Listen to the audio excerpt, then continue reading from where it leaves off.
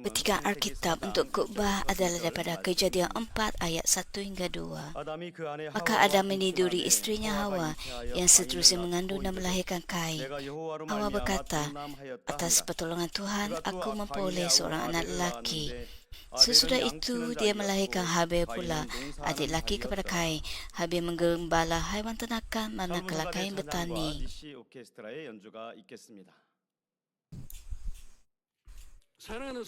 Saudara dan saudari yang saya kasihi dalam Tuhan Yesus, semua anggota Mamin dari Gereja Cawangan dan Gereja Tempatan, penonton GCN dan semua anak Tuhan yang menghadiri ibadah ini dalam talian.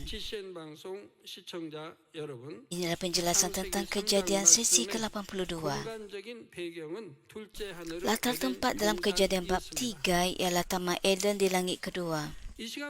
Latar belakang bagi Kejadian bab 4 yang akan saya jelaskan sekarang ialah bumi ini yang termasuk dalam langit pertama. Kejadian 3 ayat 23 menyatakan, lalu Tuhan Allah menyuruh manusia itu keluar dari Taman Eden untuk mengejarkan tanah, iaitu sumber jasadnya.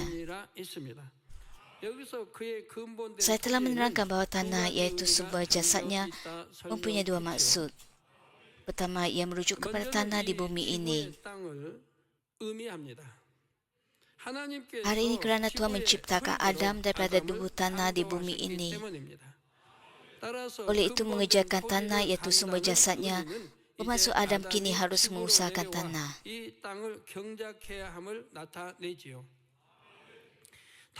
Kedua, ia merujuk kepada ladang hati dalam erti rohani. Sekarang proses pemupukan manusia yang memupuk ladang hati manusia telah bermula dengan sungguh-sungguh.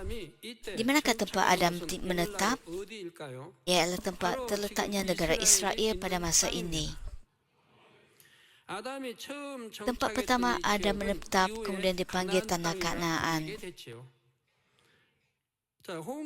Hari ini kerana cucu Nuh, iaitu Kanaan, telah menetap di sana dan berkembang selepas penghakiman air bah. Kemudian Tuhan memberikan tanah Kanaan ini kepada Abraham dan keturunannya sebagai milik kekal. Kejadian 17 ayat 8 menyatakan, kepadamu dan kepada keturunanmu kelak akan kuberikan negeri yang kini kamu tinggal sebagai pendatang, iaitu seluruh tanah Kanaan yang akan menjadi milikmu yang kekal. Aku pun akan menjadi Allah mereka. Dan janji ini benar-benar digenapi. Setelah bangsa Israel keluar dari Mesir dan tinggal di padang gurun selama 40 tahun, mereka akhirnya menetap di tanah Kanaan. Kemudian kira-kira 1,500 tahun selepas itu, Yesus, pengelamat manusia, dilahirkan di tanah Kanaan ini. Tanah ini juga akan menjadi pentas penting dalam sejarah hingga saat terakhir pemupukan manusia. Tuhan Bapa telah mengetahui semuanya dari awal, dan sebab itu dia menempatkan Adam di tempat tersebut. Namun begitu, tempat yang ingin didiami oleh Adam sebenarnya bukan tanah Kanaan. Di manakah tempat pilihan Adam? Ia ialah kawasan Sungai Nil di Mesir. Pada masa yang sangat purba, kawasan itulah yang paling disukai Adam. Semasa tinggal di Taman Eden, Adam sering melawat tempat itu apabila turun ke bumi. Pada masa itu, Mesir, terutamanya kawasan Sungai Nil, jauh lebih indah berbanding dengan keadaannya sekarang. Ini merujuk kepada Mesir ribuan tahun dahulu, bukan yang kini telah menjadi padang pasir. Walaupun Taman Eden jauh lebih indah sehingga bumi tidak dapat dibandingkan dengannya dari segala aspek, namun kawasan Sungai Nil di Mesir memiliki keindahan yang sangat memikat hati Adam. Baginya tempat itu mempunyai daya tarikan unik dan eksotik. Oleh itu, Adam memilih kawasan Mesir ini sebagai tempat dia membina piramid. Adam membina piramid untuk menyatakan kemuliaan dan keagungan Tuhan Trinity.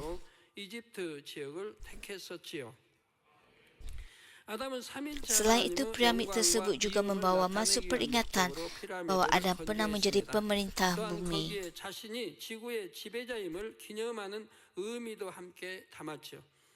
제2하늘, 제1 하늘의 지배자이니까. 따라서 아담은 에덴에서 Adam pernah memerintah di langit pertama dan langit kedua. Oleh itu, apabila Adam meninggalkan Eden, dia ingin menetap di Mesir.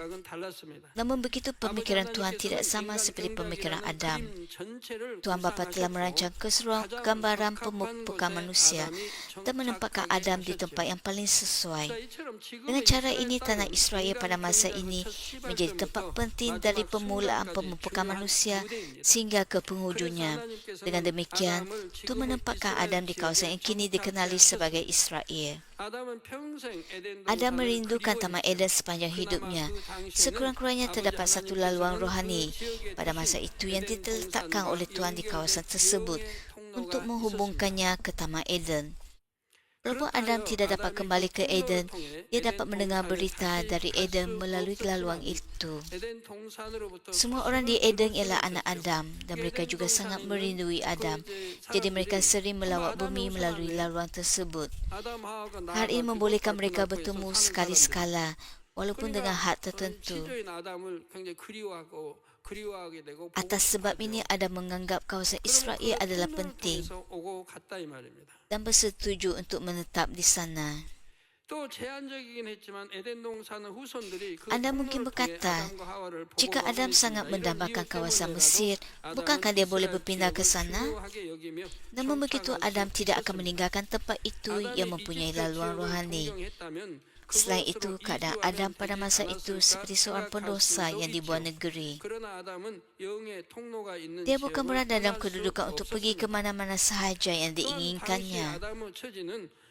Walaupun dia dapat, dia perlu berjalan jauh untuk sampai ke sana. Tidak seperti dahulu ketika dia menggunakan UFO sebagai pengangkutan.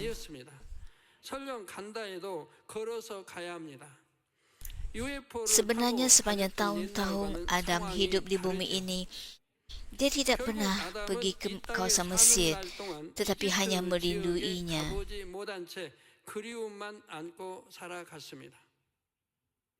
Saudara dan saudari yang saya kasihi, dengan maklumat latar belakang ini, marilah kita meneliti Kejadian 4 ayat 1. Ayat itu menyatakan, maka Adam meniduri isterinya Hawa, yang seterusnya mengandung dan melahirkan Kain.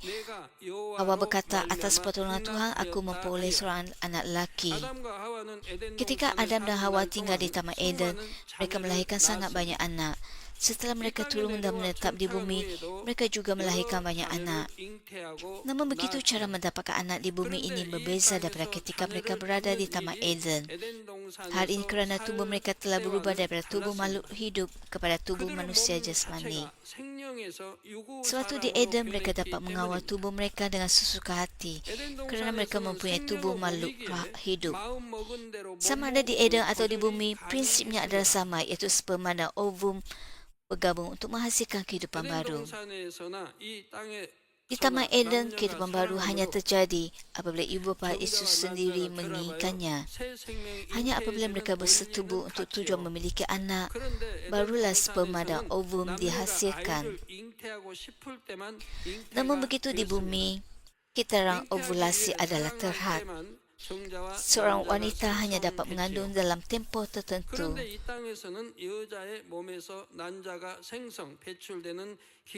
Di bumi ada masa khusus di mana wanita dapat hamil. Apabila seorang ratu perlu melahirkan pewaris, dayang-dayangnya akan mengira masa kelahiran bayi dan merancang segala proses sehingga hari bersalin.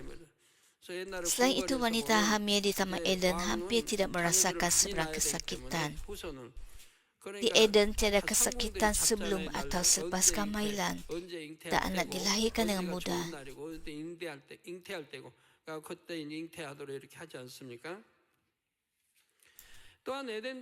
Di bumi pula, seorang wanita mengalami kesakitan yang jauh lebih besar. 그래서 잉태하고 나면 그 뭐라고 합니까? 헛구역질하는 거 뭐라고 그래요? 예? Dia mungkin mengalami mabuk hamil dan turut atau pelbagai gejala akibat perubahan dalam tubuhnya. 하지 않았고 이거 힘들게 이렇게 또 출산하고 한 게 아니었단 말이에요.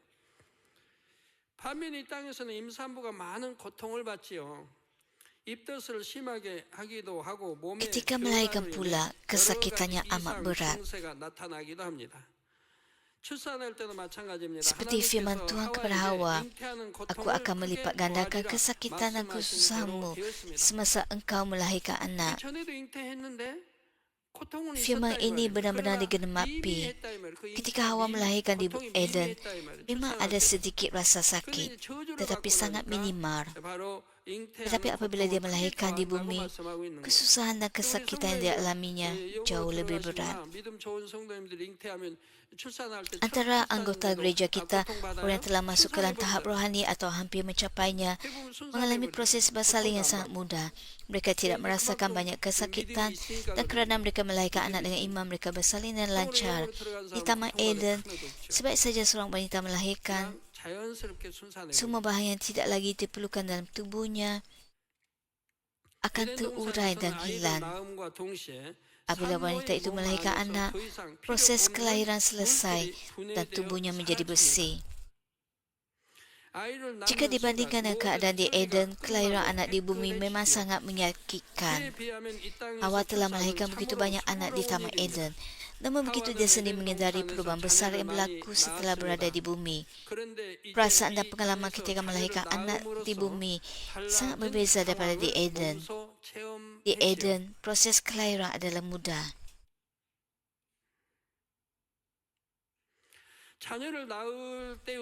Tubuhnya tidak berubah dan melahirkan anak seterusnya tidak membawa seberapa masalah kerana dia ialah makhluk hidup yang rohani.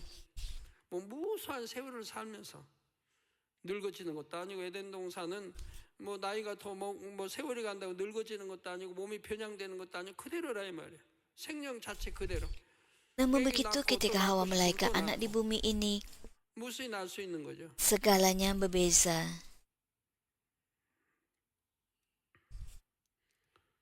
그러니까 어떤 뭐 고통을 뭐 스럽다다 이런 것도 아니고 출산할 때 고통도 약간밖에 없는 것이고.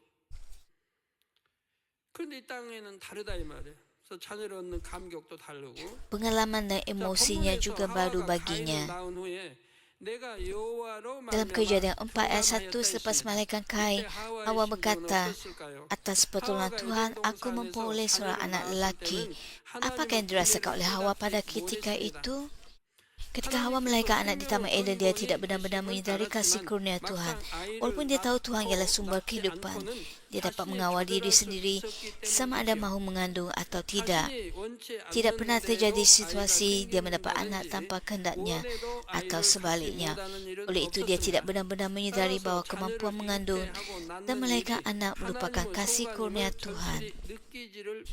Sebaik saja Hawa turun ke bumi, keadaannya berubah sama sekali. Dia tidak lagi dapat mempunyai anak pada bila-bila masa yang diinginkannya. Dia harus mengikuti hukum alam yang ditetapkan oleh Tuhan.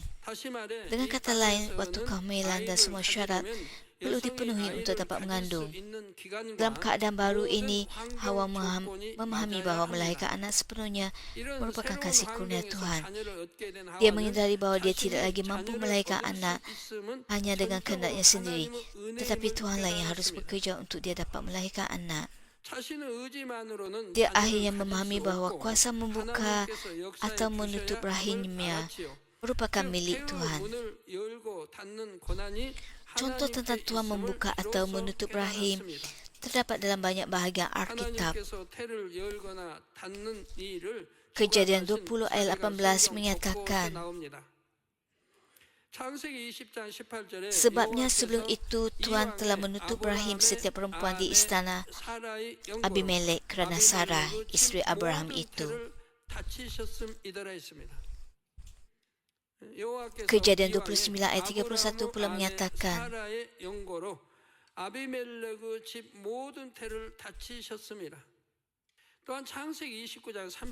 Tuhan melihat betapa Lia tidak dicintai, maka dia membuka rahim Lia. Tetapi Rahel mandu.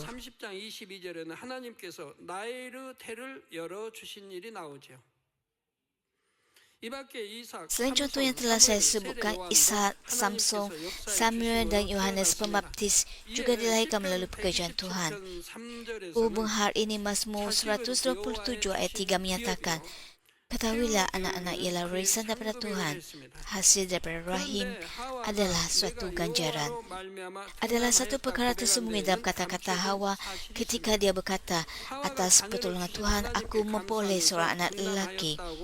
Hawa bersyukur kepada Tuhan kerana memurniakan seorang anak kepadanya, lalu berkata, aku memperoleh seorang anak lelaki. Mengapakah dia sangat bersyukur kerana mendapat seorang anak lelaki? Sebenarnya Adam dan Hawa sudah pun melahirkan banyak anak di bumi sebelum kelahiran Kain. Semuanya anak perempuan. Setelah melahirkan banyak anak perempuan, barulah mereka mendapat anak lelaki yang pertama. Itulah sebabnya perasaan mereka ketika mempunyai anak ini begitu mendalam. Tuhan memberikan penjelasan kepada saya tentang sebab mereka perlu mendapatkan anak perempuan terlebih dahulu. Untuk pemumpukan manusia, manusia perlu berkembang biak.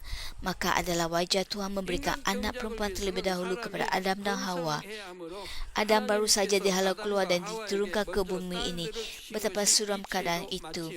Eden ialah tempat di mana anak-anak mereka hidup untuk selama-lamanya. Tetapi ketika kali pertama turun ke bumi, hanya Adam dan isterinya. Betapa sunyinya hidup mereka. Oleh itu mereka melahirkan anak dengan tekun. Menyedari betapa luasnya bumi ini, mereka perlu memperbanyakkan keturunan mereka dengan cepat.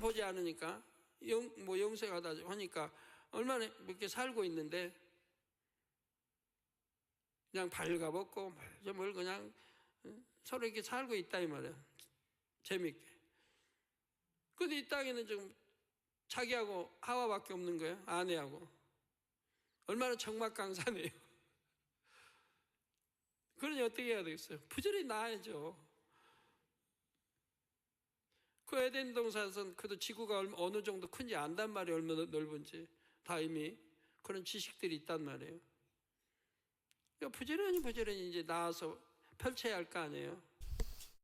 이제 본문 2절 전반절을 Sekarang mari kita meneliti Kejadian 4 ayat 2. Ayat itu menyatakan sesuai itu dia melahirkan Habel pula, adik laki kepada Kain. Selain anak laki pertama Kain, mereka juga melahirkan seorang lagi anak laki iaitu Habel. Kejadian 5 ayat 3 hingga 4 menyatakan, setelah Adam hidup 130 tahun, lahirlah baginya seorang anak lelaki menurut rupa dan gambarannya. Dia menamai anak itu Set. Selepas kelahiran Set, Adam hidup 800 tahun lagi dan dia masih dikurniai anak-anak lelaki serta anak perempuan yang lain.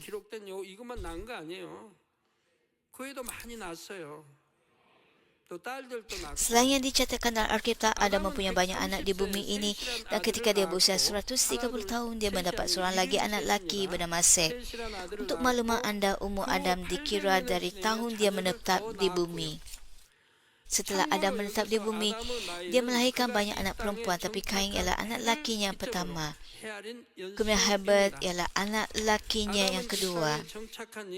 여러 명의 딸을 낳았고 첫 아들로 가인을 낳았죠. 다음으로 아들 Pada usia 130 tahun dia mendapat anak laki ketiga Set. 아들 셋을 낳았지요. Alkitab hanya menyebut 3 nama anak Adam dan Hawa iaitu Kain, Habel dan Set. Namun begitu terdapat banyak lagi anak mereka yang namanya tidak direkodkan dalam Alkitab. Adam dan Hawa melahirkan banyak anak di antara Habel dan Set. Dan selepas Set mereka melahirkan banyak anak yang lain. Alkitab hanya mencatatkan nama orang yang mempunyai makna penting dalam sejarah pemumpukan manusia. Biasanya orang meneruskan garis keturunan keluarga mereka. 주로 대를 이은 후손의 이름이 기록됐지요. Kejadian 4 ayat 2 diakhiri dengan Habel menggembala haiwan ternakan manakala Kain bertani.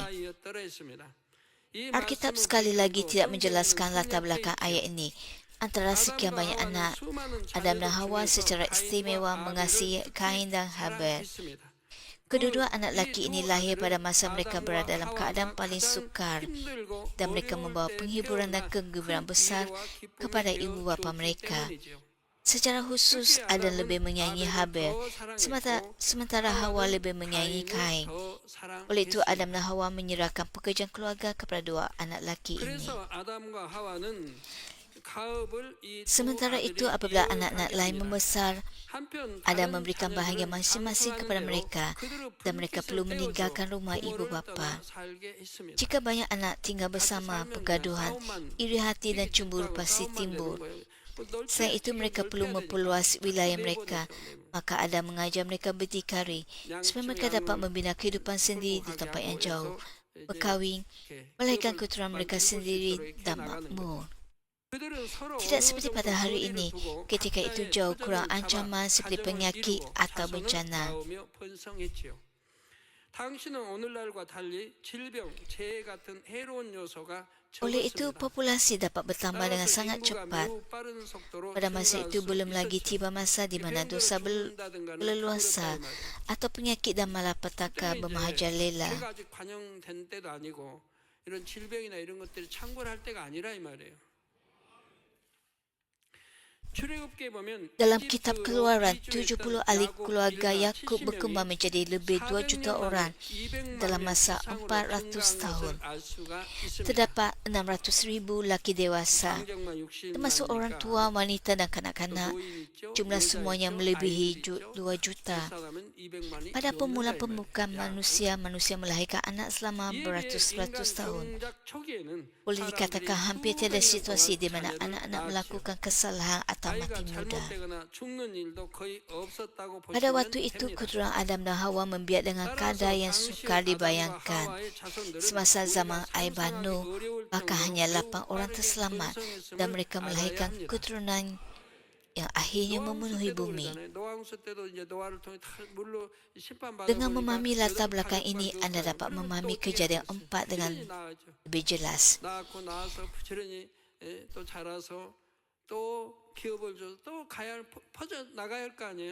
Apabila perlu, saya akan berterusan memberi anda maklumat tambahan seperti ini.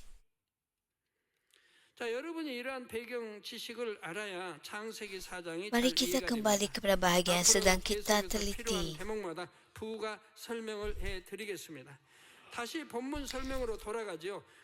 Pekerjaan keluarga yang diambil alih oleh Kain dan Habel ialah mengusahakan tanah dan menggembala ternakan.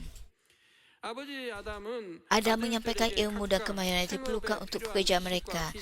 Adam mempunyai pengetahuan dan hikmat yang sangat banyak sehingga dia mampu menguasai dan memerintah langit pertama dan langit kedua.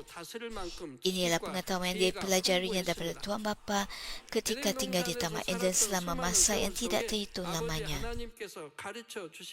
Adam dan keturunannya di Eden memiliki teknologi yang begitu maju sehingga mereka dapat membina dan mengendalikan UFO.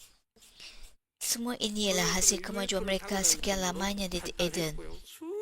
Oleh sebab para saintis dan ahli teologi di bumi ini tidak memahami dunia rohani, mereka tidak dapat menjelaskan Alkitab. 영적인 세계를 모르기 때문에 육으로 풀려고 하니까 성경이 안 풀리는 거죠. Itulah sebabnya mereka mengatakan bahawa sejarah manusia hanya 6,000 tahun. UFO telah muncul sejak lama dahulu. Foto-foto UFO telah dirakamkan di merata-rata tempat. Dan banyak negara telah mengakui kewujudan UFO. Tetapi masih ada orang yang menafikannya. 그렇게 세계 곳곳에서 출몰하고 찍히고 또 나라들이 실제 공포하고 하는데도 지금도 있다 없다 하면 말이 안 되죠. 저렇게 실제 찍혀서 나오는 형상들을 보지 않아요. Ada banyak bukti tentang UFO. UFO 타고 Oleh sebab Adam datang ke bumi dari Eden dengan menaiki UFO dan membina piramid. Piramid itu menyimpan banyak misteri yang tidak dapat dirungkai walaupun dengan teknologi moden sekarang. Piramid juga menyimpan banyak rahsia yang tersembunyi. Semua ini merupakan hasil daripada kemahiran dan pengetahuan yang dipelajari oleh Adam daripada Tuhan Bapa di Eden selama tidak terhitung lamanya. Untuk menyesuaikan dirinya dan kehidupan di bumi, Adam menggunakan pengetahuannya yang luas ini.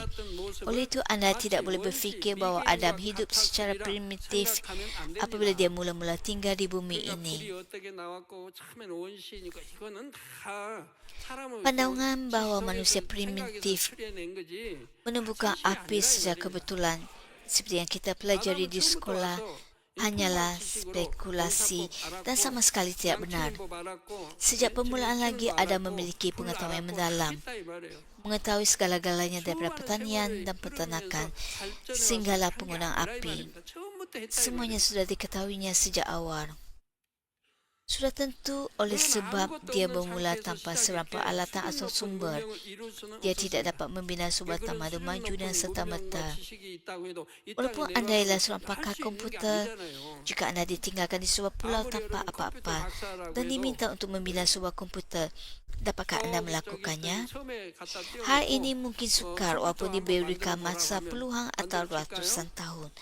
Berapa lamakah masa yang diperlukan oleh jurutera elektrik terbaik dunia untuk memasang semula sistem elektrik di tempat yang seluruh tamadunnya musnah? Walaupun diberikan masa beratus-ratus tahun, hal itu bukan tugas mudah. 그리고 전기 이렇게 들어오게 하라고 하면 수십 년, 수백 년에 될까요? 안 됩니다.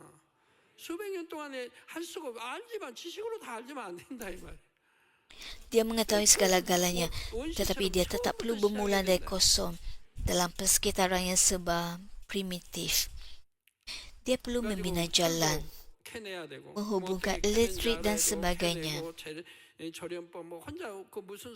Semua ini merupakan proses yang sukar untuk kita bayangkan. Dia perlu melakukan semuanya secara seorang diri. Bilakah pula dia dapat mengajarkannya kepada orang lain? Sekurang-kurangnya dia boleh menuliskannya. Sebagai contoh, walaupun anda mempunyai ilmu, kebolehan dan kebijaksanaan untuk memasang sebuah komputer, jika anda keseluruhan di sebuah pulau, anda tidak akan dapat membina komputer dalam masa terdekat. Jika anda cuba membuat semua komponennya dan semua yang dimasukkan ke dalamnya, puluhan tahun pun tidak mencukupi. Begitulah juga halnya dengan Adam. Walaupun Adam mempunyai pengetahuan dan hikmat yang luar biasa, masa yang sangat panjang diperlukan untuk mempraktikkannya di bumi ini. Tidak kira sebanyak manapun masa berlalu, masih ada banyak perkara yang mustahil untuk dicapai ketika Adam masih hidup. Pertama, Adam perlu menyerah hidupnya, jadi dia mula membuat peralatan pertanian dan bercucuk tanam. Dia tahu dengan jelas bahawa alat besi akan lebih berguna. Tetapi di manakah dia boleh mendapatkan besi pada masa itu? Jadi dia hanya meninggalkan pengetahuannya dalam bentuk tulisan. Dia membuat alat, perkakas dan pelbagai peralatan lain daripada batu dan kayu yang mudah diperoleh. Dia hanya dapat menggunakan pengetahuan dan kebijaksanaannya dalam sektor industri asas, iaitu yang menggunakan sumber alam secara langsung. Adam sangat mengenali sifat semua haiwan, termasuk haiwan ternakan. Dia juga mengetahui dengan jelas proses benih bercampur, membesar dan berbuah. Dengan menggunakan pengetahuan sedemikian, dia dapat mengusahakan tanah dan berternak haiwan. Kemudian dia menyampaikan pengalaman dan pengetahuannya itu kepada anak-anak lelakinya. Pada masa dahulu, manusia hidup beratus-ratus tahun lamanya. Adam mengajar anak sulungnya Kain cara bertani dan anak keduanya Habel cara menjaga ternakan. Jika anda berada di tempat Adam, anda juga pasti akan mengajar anak-anak bukan sahaja bercucuk tanam, tapi juga cara mengendalikan haiwan. Jika anda mempunyai beberapa orang anak, anda tentu akan mengajar mereka mengikut kemampuan mereka masing-masing. 또 그것만 가르치면 농사짓는 법을 잘해. 그러니까 하나들에게는 농사짓는 법을, 하나들에게는 양치고 짐승 키우는 법을 이렇게 다 가르칠 거 아니에요? Bertani ialah pekerjaan penting untuk mendapatkan makanan. Tetapi mengapa mereka perlu menternak haiwan? Pada masa itu mereka belum makan daging. Salah satu sebabnya adalah bulu haiwan ternakan sangat berguna dalam kehidupan mereka. Tetapi ada satu sebab yang jauh lebih penting, iaitu untuk mempersembahkan korban kepada Tuhan ketika menyembah Tuhan. Cara menyembah Tuhan dicatatkan dalam kitab Imamat. Ia merupakan firman yang diterima oleh Musa daripada Tuhan di Gunung Sinai. Tempohnya kira-kira 2,500 tahun selepas Adam menetap di bumi ini. Namun begitu Adam sudah pun mengetahui cara menyembah Tuhan. Hal ini kerana Tuhan sendiri yang mengajarnya.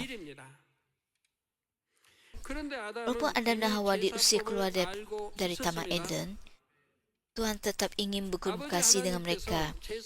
Tuhan tidak meninggalkan mereka tetapi memulakan proses memupuk manusia melalui mereka. Mengikut musim, Tuhan membolehkan mereka tahu apa yang perlu dan Dia ingin menerima aroma hati mereka. Namun begitu manusia yang berdosa tidak dapat berkomunikasi dengan Tuhan, maka Tuhan mengajar Adam cara untuk menerima pengampunan dosa dan cara berkomunikasi dengannya. Inilah hukum penyembahan.